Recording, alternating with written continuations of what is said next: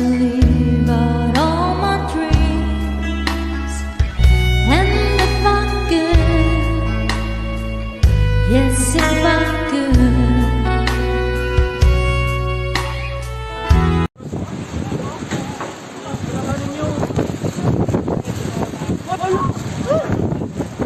Kopot lang yun!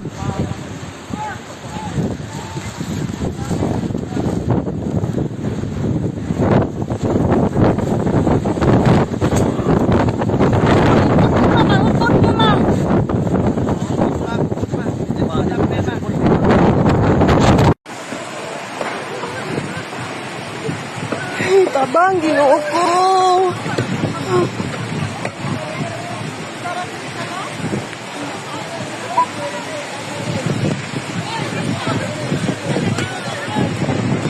Habog na ako.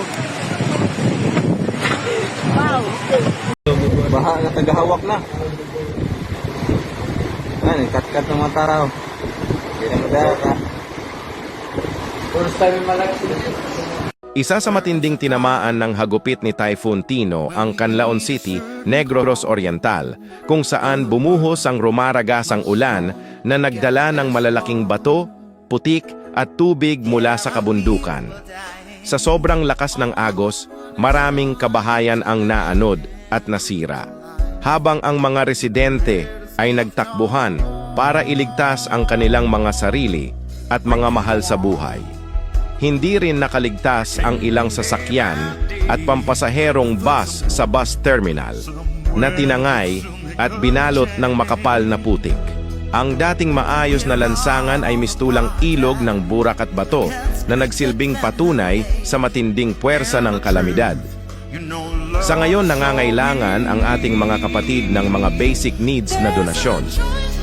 Sa kabuuan, ang Canlaon City ay kasalukuyang nagsusumikap bumangon mula sa pinsalang iniwan ni Typhoon Tino. Sa kabila ng trahedya, nananatiling matatag ang mga mamamayan sa pagtutulungan at pag-asa na muling maibalik ang sigla ng kanilang lungsod. So they know that someone cares, and our lives will be stronger and free.